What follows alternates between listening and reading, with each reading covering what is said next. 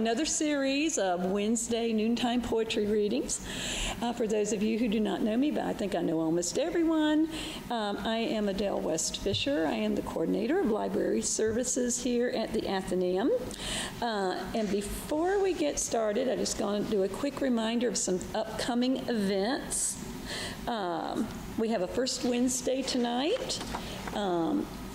Vincent van Gogh and the books he read. It's going to be at 7 o'clock upstairs. Van Gogh's letters reveal that his paintings and drawings were inspired by his reading as well as by people, nature, and other painters' work. Art historian Carol Berry shows the profound influence of the works of Harriet Beecher Stowe, Charles Dickens, George Eliot, and others on Van Gogh's life and art. Okay? And I'm just going to run through this quickly. I believe so, yeah. Okay, also very quickly, next Wednesday at 3 o'clock upstairs, we are continuing our series of cooking circles. It's just a group of people who like to talk about food, whether you are an accomplished cook or not. Chef Alex McGregor is going to lead that discussion, as he does every month, and our topic this month is going to be spices. We're going to talk about the uses, history, and medicinal properties of spices. Everyone is welcome. Also coming up on April 25th, we have the Death Cafe. That's going to be at 7 o'clock upstairs, and this is going to be a casual, engaging, and life-affirming conversation about death and dying. These conversations are held worldwide, and the person who is leading this is going to be Abby Hollander, Interfaith Chaplain at MVRH. This particular event is always accompanied by lots of cake. And it's just like people gather in like different tables, and it's just a free-form discussion, and every table can go in whatever direction they want to. But again, it says, eat cake, talk death, live better. That's the Death Cafe. I'm going to do another classic movie night on April 26th at 7 o'clock. And this particular movie is going to be Rear Window with Jimmy Stewart and Grace Kelly. So, all righty. Coming up also, and we have a few spots left for our May 11th gala. This is called, the theme this year is A Novel Dinner. And it is one of our fundraisers. Last year it was wonderful. The food was great. The company was even better. This is like $100 a plate per person type thing. And if you're interested, please sign up. Okay. The other thing, very quickly, if anyone has time today and you have not done it already, please fill out one of our surveys. We're trying to improve our services and see what do you like about the Athenaeum, what can be improved, and that will help us meet the needs of you as patrons. Those of you who have contributed to Poemtown, I did print out poem, poet, and location. I haven't printed out enough copies to have each of the desks yet, but I do happen to have this one, so if any of you have poems posted and you're not sure where they are, you can check this afterwards. Okay. This year, our topic theme is bitter and sweet. And so to kick it off, someone came up with a couple of poems for me to share, one bitter, one sweet. They're very short, just to kind of get us started. And then from there, we will start through our rotation, whoever wants to read. Both of these happen to be Mary Oliver. This one is truly a bitter poem. It's called A Bitterness. It says, I believe you did not have a happy life. I believe you were cheated. I believe your best friends were loneliness and misery. I believe your busiest enemies were anger and depression. I believe joy was a game you could never play without stumbling. I believe comfort, though you craved it, was forever a stranger. I believe music had to be melancholy, or not at all. I believe no trinket, no precious metal shone so brightly as your bitterness. I believe you lay down at last in your coffin, none the wiser and unassuaged. Oh, cold and dreamless under the wild, immoral, reckless, peaceful flowers of the hillsides. Okay. Now that really kicks us off on a bitterness note. Now for the sweet. The sweetness of dogs. What do you say, Percy? I am thinking of sitting out on the sand to watch the moon rise. It's full tonight. So we go, and the moon rises. So beautiful, it makes me shudder. Makes me think about time and space. Makes me take measure of myself. One iota, pondering heaven. Thus we sit. Myself thinking how grateful I am for the moon's perfect beauty, and also, oh, how rich it is to love the world. Percy, meanwhile, leans against me and gazes up into my face, as though I were just as wonderful as the perfect moon. Okay, that's the sweetness of dogs. Okay, all right. Now, I had a sign-up sheet, and so I think we're just going to start at the first one, and I am going to introduce I'm going to call up the first person, and then from there on out, if people just want to introduce themselves, that would be awesome. And I am thinking, let's see, I have 1, 2, 3, 4, 5, 6, 7. Is there anyone who did not sign? Oh, 8, okay. Okay, so 7 or 8 minutes. Does that give people enough time? Okay, awesome. So the first person I'm going to call up is Mark Craven.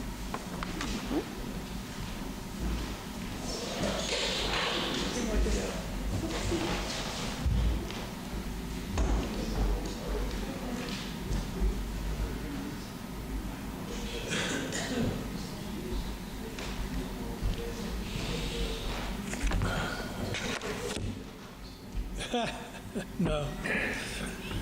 Good afternoon.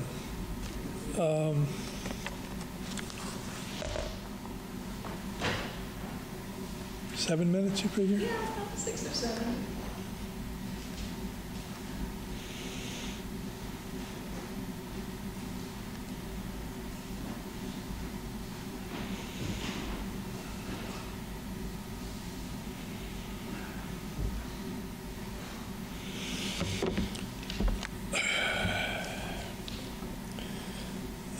This first one,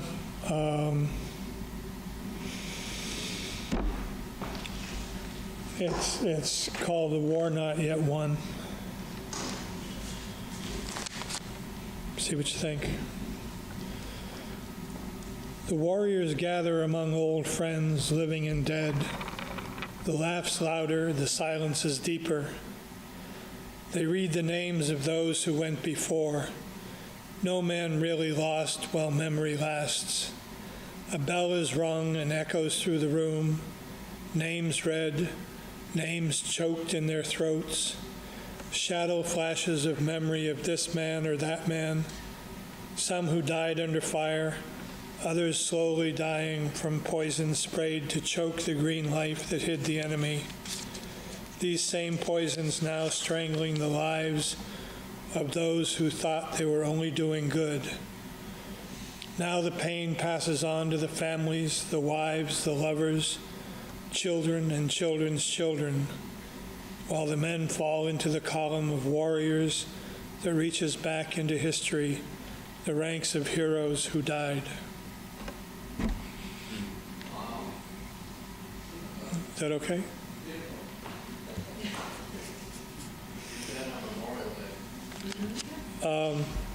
It's actually at the infantry school at Fort Benning. They carved it in bronze or whatever, so. But that was back when I was a lot older. Darn right. It's starting to show. Here's another one, I don't know. Soft pink petals fall from old dead blossoms. No words can recall the old anthems of life and love. All the sparkling gems borne by all the doves, signaling all is well. Green branches borne back to our own ark. No time to mourn the edge of the dark, the edges of day, the circles of life are all swept away. Is that okay, too?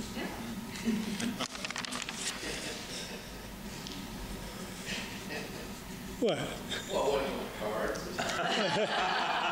Yeah, I have no idea, so. Just keep going until we stop. Okay, that's good. Listen to the thump, thump, thump as he bucks, splits, and stacks next year's supply of firewood. It seems that each piece finds its perfect place, nestled shoulder to shoulder against its peers. The rich, warm days of early fall serve to warn him to move more quickly. The chill rises as the setting sun dips behind the hill. Winter will come, bringing with it the fear that this will be the last winter he will see. So he stacks and stacks the wood to buffer himself against the waning light and icy air. Is that okay, too?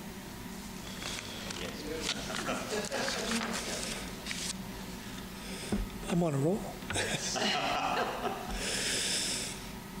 This one's called Just a Job.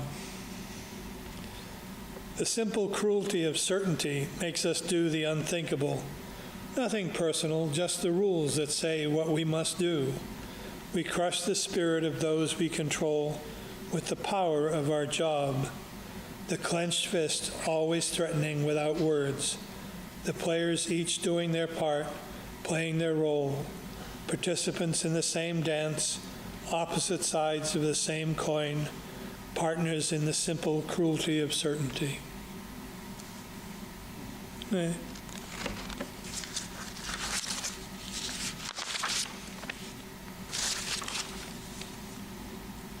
is called The Warmth of Water.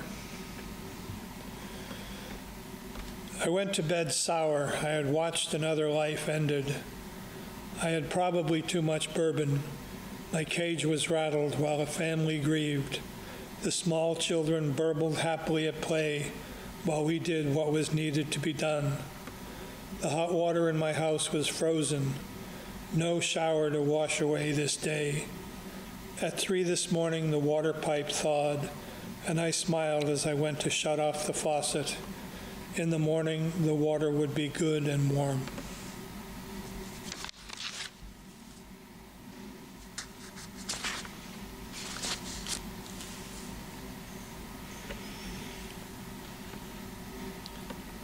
This one is called Webs. We carry the dead with us, wet web gear chafing our backs. They creep in unbidden while we let our minds relax. A reminder of their lives lost. They challenge us an impossible task. Make my life have meaning. Hope you're living life richly, they say. Mine was cut short. They, like young stalks, sliced by a scythe, bundled in death and consumed by fire. Living out each day, we measure if our time was well spent, as if living well could change these young dead men into us old dying men. Is that okay, too?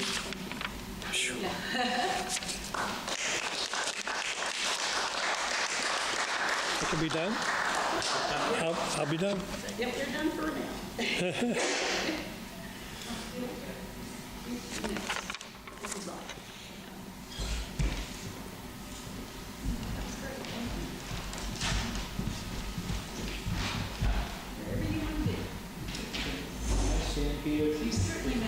screw you up if I That's the speaker, that's the mic, so you pull it around, you can raise it.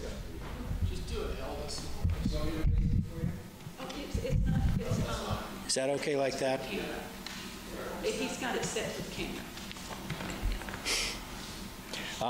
I'm going to say some poems about getting old, and it's more the bitter than the sweet. Thanks a lot. Sorry. Some of you may have heard this before. When snow clots and ice dams slam down the dormer to our kitchen roof, shaking our aging sills, rattling old tin cookie cutters, your clutter pegged and quaking on the walls, the kitchen table jogs herky-jerk across our pitching, boot-pocked floor, and the dog, nearly deaf, blind, incontinent, in terror, pisses on her bed that you've just washed again. Will you forgive me, too, when I grow old, filmy, farty, frail, and dribble? Will you love me still for how we used to rattle rooms and tremble?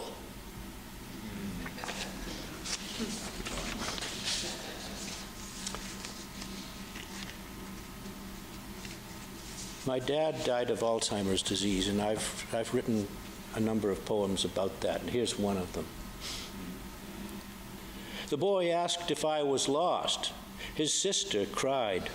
I said I'd missed a turn and we were fine, but Madge, we weren't. I looked about me, failed to find a street I knew, any familiar sign. Madge said, you drove 2 hours, nearly out of state? It's 3 miles to their school and you got lost? What were you thinking? They phone when kids are late, so I said you'd likely had a flat run out of gas. What did you do, black out behind the wheel? Jesus, Phil, you've got our grandkids with you. Everything you're saying is true. I don't feel fit to drive back home, he said. I mean, I do, but I don't dare. My knees are shaking, so's the phone. The boy told someone here they're all alone.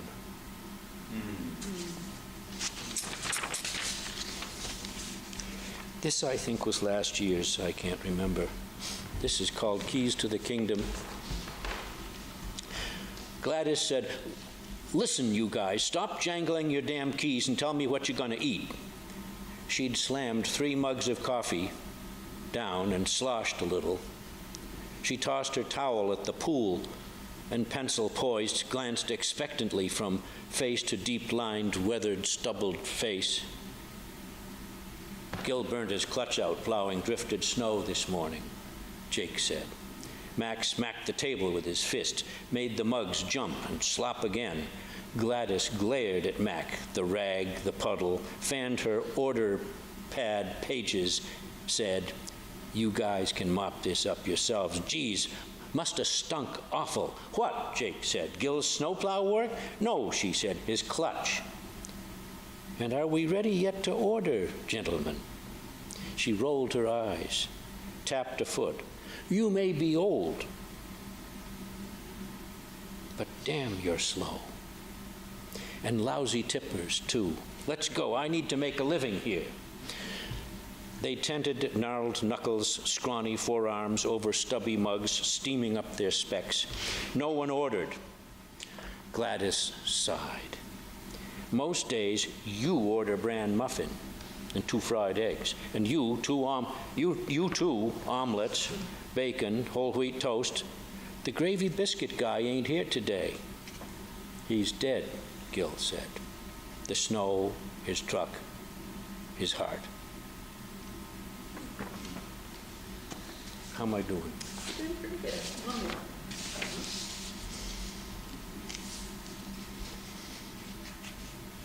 This you may have heard before. The roomy-eyed Professor parks his briefcase almost off the desk, unbuckles it, withdraws 3 books, stacks them up by size. He thinks, a ziggurat, and then extracts and centers on the desk, just so, a tan manila folder, corrects his tie, redoes the bottom buttons on his vest, and polishes his specs. This topmost book is overdue. The folder with my notes seems wrong. Tuesday, what do I teach Tuesdays? He checks the clock, the classroom door. 3 hoodied girls in PJ pants and showered hair draped like seaweed over cell phones flip-flop in, grin, and sprawl on scoopy pastel seats. Harpies, he thinks. Oh, so it's Homer. The girls, he notes, are unencumbered by notebooks, texts, or brassieres, and, like him, he's sure, by any memory at all of the lines he had assigned. Thank you.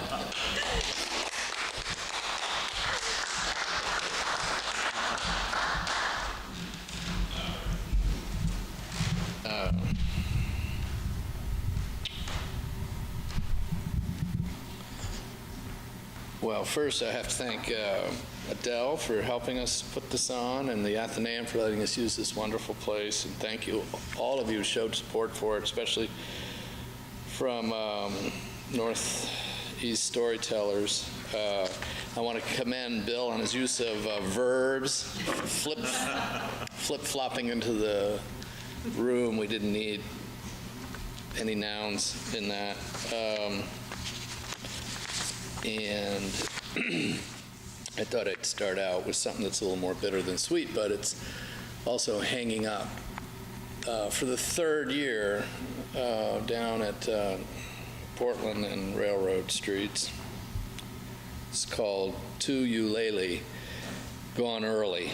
8 March 1872, 16 August 1874, East Haven Cemetery, Vermont.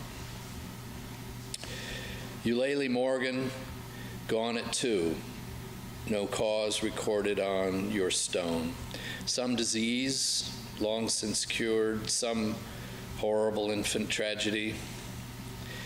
Know your memorial, faded and aged, placed in a field amidst other stone markers, some tragic, some peaceful, some early, some late, still brings tears. We commemorate your life, not for its length, nor its glory, but because you are a part of us. Thank you.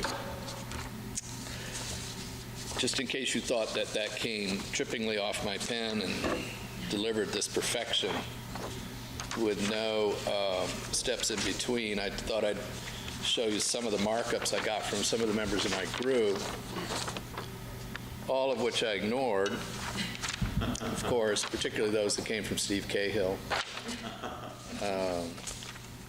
But I like to let them think that they, are serving a useful function in my creative life. This is the one that didn't get in last year, but I always thought it was the better poem. I'm still trying to find a place to stick the damn thing. It's called All Along on Pompanousek.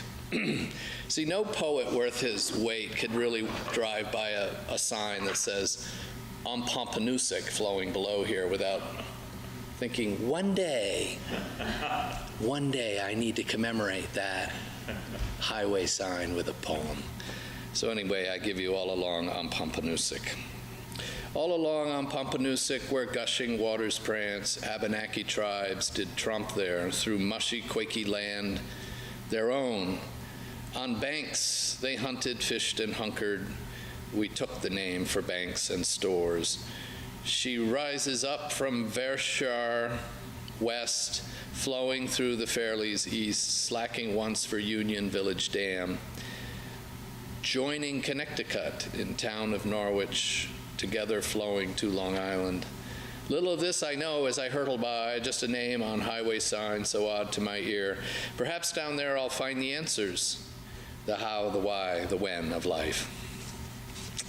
So what you can't see, this was, I don't think this has ever been anywhere. One day, I hope. Connecticut, I tried to pronounce it the way we do today. I've actually got it here in the original, whatever language that came from, Penobscot. I'll leave that to the historians. I don't think I'm going to do real today. I've still got time, though, right, Adele? I haven't used it up. Yep. All right, this I call When She Came Around Again. I submitted this to the PSOV luncheon workshop one time and got a lot of comments that I ignored, too. When she came around again, she looked the same, but I had changed. When she came around again, her hair aflame, I knew her name. When she came around again, I was not so game, and she's to blame. When she came around again, she shook the world, but not the frame. When she came around again, she looked the same. When she came around again, I had changed. When she came around again, I said, "Get back, fame." All right. This was my first try at a... oh, gosh, you might get to hear me recite something in a foreign language. Wow. At translating. For the first year, the PSOV Journal last year said, oh, if you have any translations, send them on in. So this is one of the great writing experiences of my life because it didn't take me very long. I'd always loved this poem by Alexander Pushkin. I believe it's his best poem. It's the best one I've ever heard, and it's generally titled I Loved You Once, but I couldn't really track the title down, so I gave it my own title, Love from God. I have loved you hopelessly, without words. I loved you so tenderly, so sincerely. This love has yet to die down in my soul. I was timid, I grew jealous, love thus languished. But I do not wish to trouble you any more with this. Rather, I wish you only such love from God. It's a great poem. So I thought I'd try the Russian. How much time do I have? All right, see, that's what got her. I'm actually overtime, but as long as it's in Russian. It's 1829, Alexander Pushkin. Does everybody know how he died? You gotta love it in a duel. You gotta love it. Я вас любил, любовь еще быть может. Ведущее мое угасла не совсем, но пусть она вас больше не тревожит. Я не хочу печалить вас ничем. Я вас любил безмолвно, безнадежно, то робостью, то ревностью томим. Я вас любил так искренне, так нежно, как дай вам Бог, любимой, быть другим. Thank you.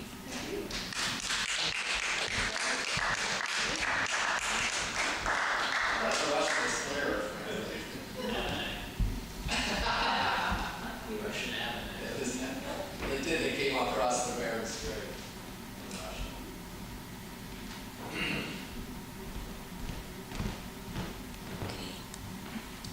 I've only brought two poems. My name is Vera Frost. And first I have to see if this will open. I'm in my third year without a printer or money.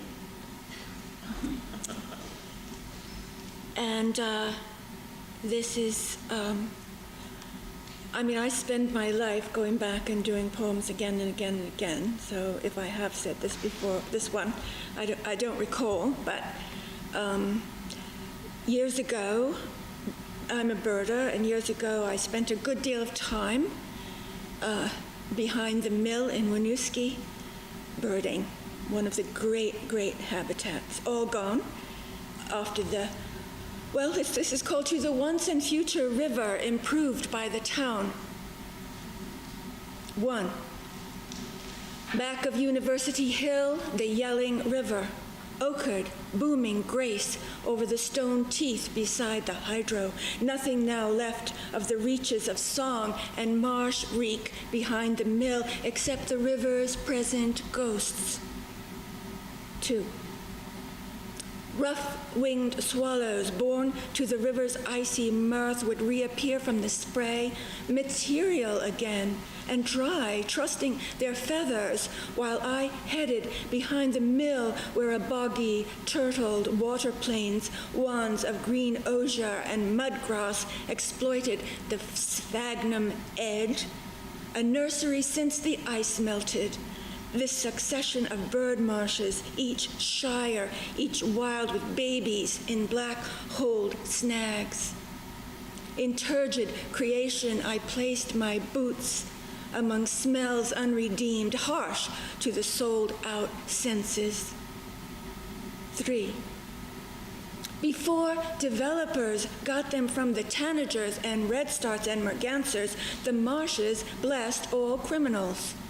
Dumpers, syringe users, dog burners, that's what the carcass looked like.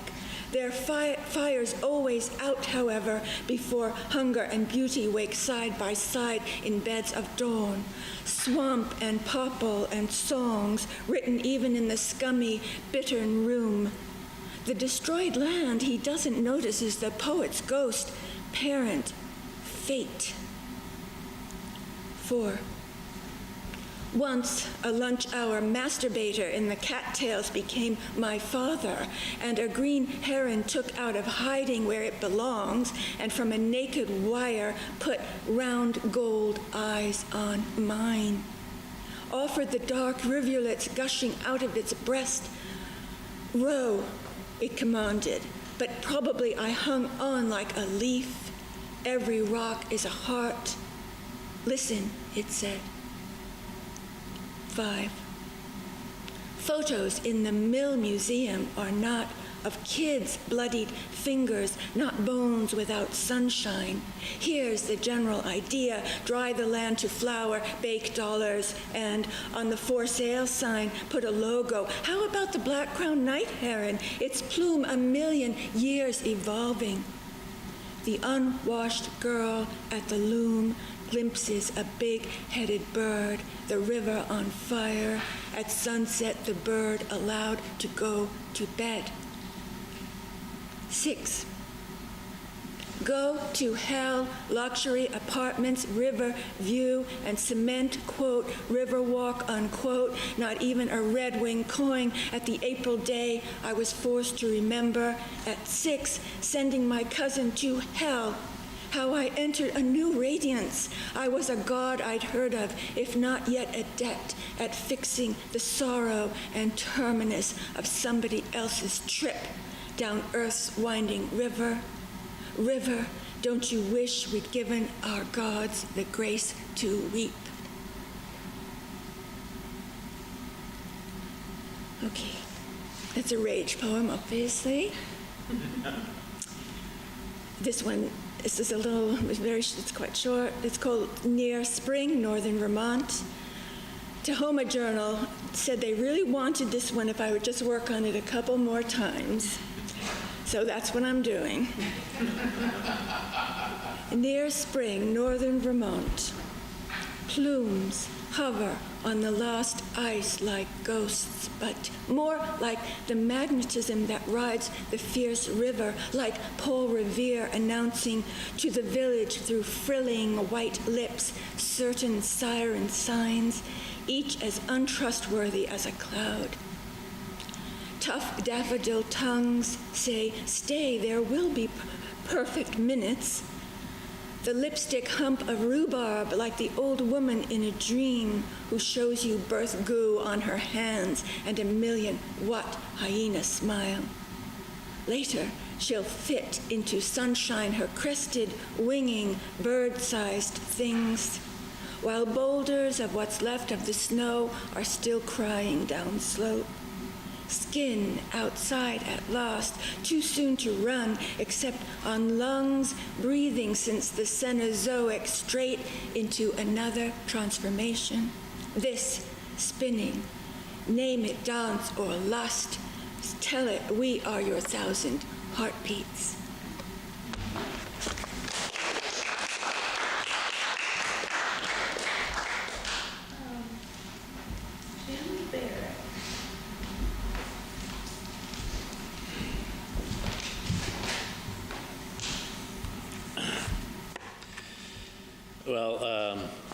This is a set of poems from my newly published chapbook called Schuyler House, award-winning chapbook. And I will commence the shameless promotion of it. The first one's called, my first poem is called Schuyler House. In Schuyler's gaudy aisle, the old song repeats a colder thing. A black on blue, the bluest song I've ever seen, says the dance hall negress, the skeletal Linda, the somewhat seen. Radius, ulna, a startling of swish, full lips, what did I think? I'm hunting what wasn't. Cat-thrown creek, witchy whip in the fish-gill spaces, the thoughtless dawn. Black as an alleyway in the city's grip, neon, come to me, once, twice, 3 times a dancer. I can't say it. I can't hear you. Even now, ever again, your opal cries, your smug wherewithal. In Schuyler's matchlock ruse and splattered flowerings, you are the one, the alpha, beta, omega. You, Melinda, you white lurk in blood, scald where the body says, I was, and the creek sighs, touch me, I'm not there. In the new metal of freeway, in the mouth whisper of gone. My next poem is called God Spelled Backward. You get to go now, the half-devoured dog of you, from land to sea, system adieu, adieu, adieu, adieu. This storm lets me waken to survive, thunder and freedom, mistresses and divorce. A dark, dark, a green, green. You've come to life too late. The light finds me here, which is not there, nowhere near, no, no, no. The half-wits outwitted, for a minute or two. Rise the stones in their bird voices. What's harvested comes of age. My prosy tale, my suspect heat. Touch this, touch that, above and beyond, far and away. Free me, dog spirits, dog children. You've done it again, you've done it all. This one's called St. John. Sound off, Brother Baptist. Let the honey sound in. The bees have found your star. I stumble on, heartless, eyes deceived, tongue swollen. In every distress, alas, I cry, like a child discomforted, lost in my corner of time. Too late, how the flesh comes down all around you. Without you, too late, too late.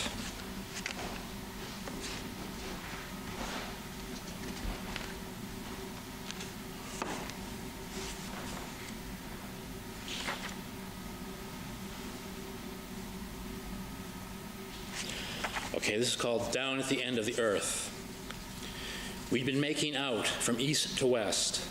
The painfully orange adolescence sank into the dock down under. But for our tiny hand ringing, ring, ring, ring, eyes noting the end, rung down by the end, and us, thus we knew each other, as only thus we became. Flame and blindness, 2 stout mice. See how I ran, up and down the clock. Hear how it runs, once, twice. Belly flop the waterfront. Maybe sometime you'll pick me out again, maybe not. Thank you.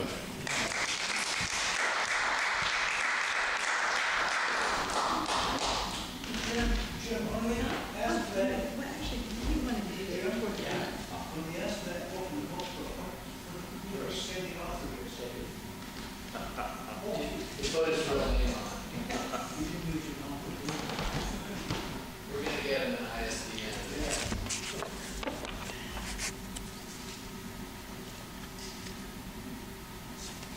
I'm going to read some poems by, well, one poem by me, but this is, I've been, when you get older, as you know, we start reflecting, and this is poems from the past. This is written by a friend, Ann Kim, who is one of my favorite people on earth, among one of my favorite poets. But this is from her book called 18 Poems. And it's The Blue Garden. Pond after pond, mayflies dab at tadpoles. Clouds try a modern approach. Huh? Which one? Heat, not thought, pulls branches apart. Here is the blue garden. Are you there? I drop your white legs around a stone bird bath and play at archery all afternoon. I love music, and it does me no harm down the blue garden.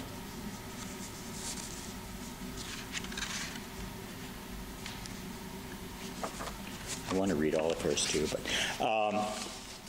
another friend who was a great influence on me, this is a song, or a poem rather, that he wrote to his daughter Michelle.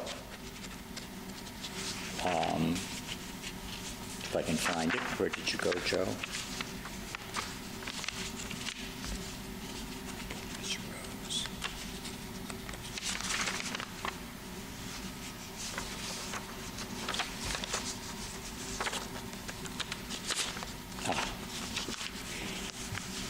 This was written for his daughter. She was about 3 at the time. I've known this family since before Michelle was born.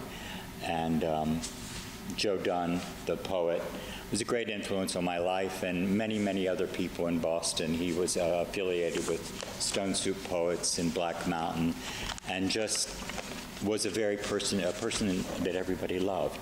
And this is called Michelle, 3 songs. 1. Chopin in her hair, mommy in silken flare, weaving sun grabs filigree of shade and flings it upon her. Little self there, cat in the cupboard, dog in the leap, and daddy sleeping, all's well in the keep. 2. Michelle in the AM, Chopin in her hair, weaving sunlight, shadow filigreed, and flung across her baby's skin there. She sleepily awakes, her doggy yawns, her cat perches, and there is a bottle somewhere near, and there is Chopin weaving through her silken hair. Michelle in the morning, Michelle in the morning, Chopin in her hair. 3. Michelle in the evening, saxophones and cymbas, flutes and voices, filigrees among her hair, Chopin's in his lair. Sleepin' daddy's boppin', cats all leapin' through her hair, and Michelle in the evening has jazz in her hair, and filigrees and sleeping upon her there. Michelle in her evenings all, Michelle well in the evening, Michelle's gone sleeping, jazz in her hair, Michelle in her evening, night, night, Chopin, night, night, jazz, night, night, night.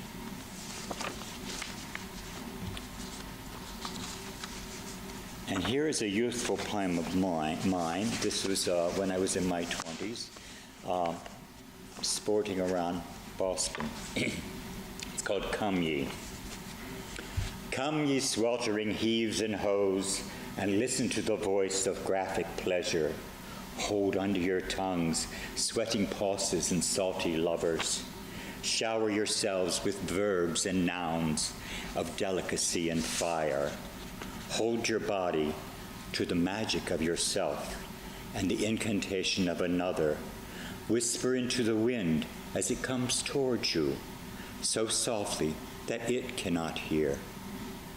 Yell in a canyon where there is no echo. Sublimate your lovers with kisses and speaking eyes. Entice them to your bed with bitter herbs and sweet spices. Comfort them with a rhythmic passion. Powder their shoes with elemental flavors. toss them laughter on silver spoons, and wither their hearts with pleasures that arrive upon their bodies like little rivers. And can I do one more? This is a poet I had not heard of before, although he won the Nobel Prize for Literature in 2011, Thomas Transomer.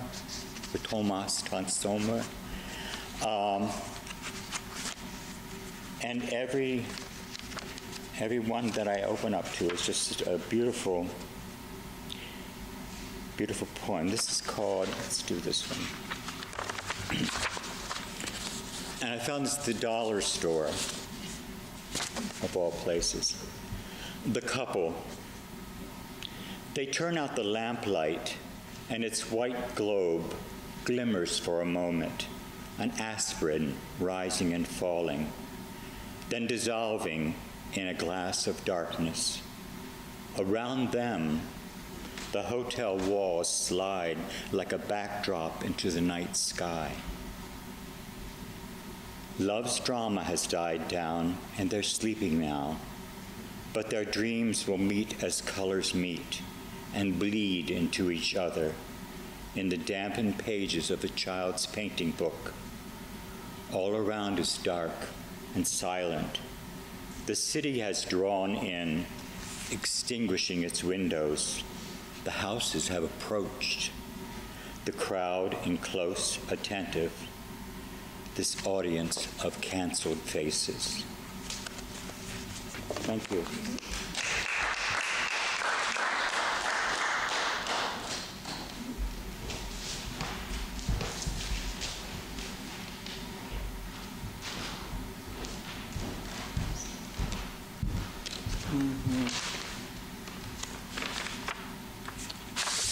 Wow, look what we have here. Wow, all these poets gathered together today. It's really quite a sight, but the poetry is astounding. And I feel really inspired. I got up very early and finished this poem I'm going to read here. It's in heptasyllabic couplets, which are 7 syllables, phrases. And this one is composed of 25 double heptasyllabic couplets. The title is For You Who Care About Love. Rambling Ortzelans. Our mind goes on forever. Gentle laughter's all we are. Here in your heart, it's our home. The cares of this world exist only in a twisted dream. Nightmares meant to hide the truth. Material illusions make attempts to overwhelm and kidnap us from our home. You ride away through the night on moonbeams of softened light into your eternal joy. Silence within extends the healing message of love to everyone who's living here. To you who gives and receives all gifts, we're being renewed, peace caressing all of us. They who receive life are blessed, justified in hearing all that rings true as immortal. The faithful are expectant and filled with love as their joy emanates like a glowworm. As they light up from within, we've only just awakened to live within this heaven. Happiness maintains itself in our faith with freedom strong, shining on it peace in one. Recognition is enough. No other sight can exist where true vision has seen this. The echoes in our mind are remembrances of a kind that call upon the living. The living have already been called into great oneness. All we do is to embrace. With nobody to hinder us, progress is assured. The end of time echoes here as pure spiritual voices reinterpreting the dream. As your heart strikes the right key, it sometimes takes a little work to convince the people that we are one being here. When angels flap their wings to rise above the denser realms, a feather floats down to earth. Remote transmission transcends all opinion since time no longer exists in our thoughts. Upon release, we receive the name of the great oneness to embrace the universe. And the source of love and of all creation is never claimed by the one who creates it. Eternal relations are always found at the source where beginnings are created. Our task is to be immersed in compassion like mother who cares for her family.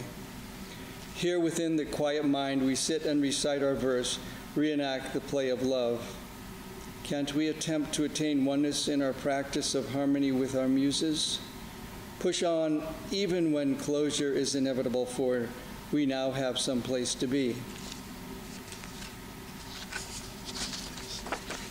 So that was actually Rambling Ortzelans, which is a 21-syllable verse, and there's 25 verses in this poem, the one I just read, for you who care about love. And this is, next one is the one I worked on this morning for 4 hours, putting together.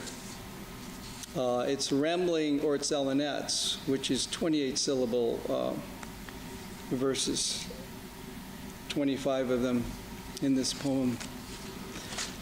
Life's long answer goes like this. Our rendition of human reality provides us with a list of do's and don'ts that we attempt to live by, interrelating our lives with any number of dreams, transmuted into metamorphing modes of abundance, source material having been improvised as data, lends a focus of intent to draw from in times of need.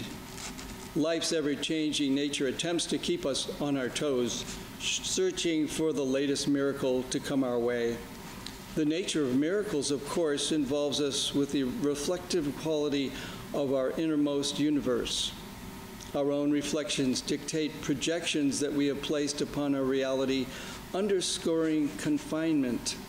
Notwithstanding these limits, we often view life as love, composed of special senses connecting us to family.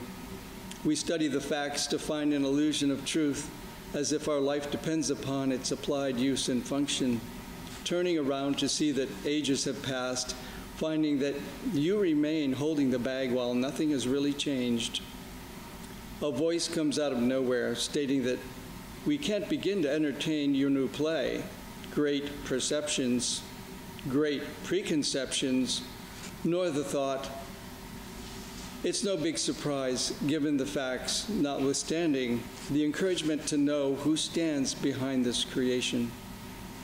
And let everyone know that it's no accident when tragedy accompanying life gets cleared out of the way. Our desire to allow the imagination to kick in where least expected, bringing hope to lost memoirs, renewing our attempts to embrace the lost life of youth, ignoring the farcical events that did not transpire. Who's not necessarily enamored with the results? Leave it up to the ones who struggle to paint the picture. Wicked good, just plain wicked. Don't you know what we're talking about? Couldn't be any better. We'll keep you posted. A pool of duckweed swelling and rippling beneath your feet. Have you ever watched muskrats in love? It is such a treat. I don't know what's going on. Have a good idea, though. What needs to be done to solve such a problem, let it be. How could we have created such wonders out of sand and clay? Seems unfathomable, unreal depths of emotion. Believe you me, we cannot hold a grudge against useless information while human interaction says it all. Are you sure that you're passive, aggressive, and a little reactionary? Oh my, it appears to be normal. Of course, we are petrified with fear until the ego is released, and then we are petrified in ecstasy. I know that some issues need to be addressed and others prioritized. Special needs relationships are a drag. You have not been known to harm anyone. It's simply not possible for a mind which is hell-bent on forgiveness. We have the short answer and the long answer, yet neither has attempted to do what you might really call justice. Thank you. How are we doing? That's good? Thank you. Next week. All righty. Is there anyone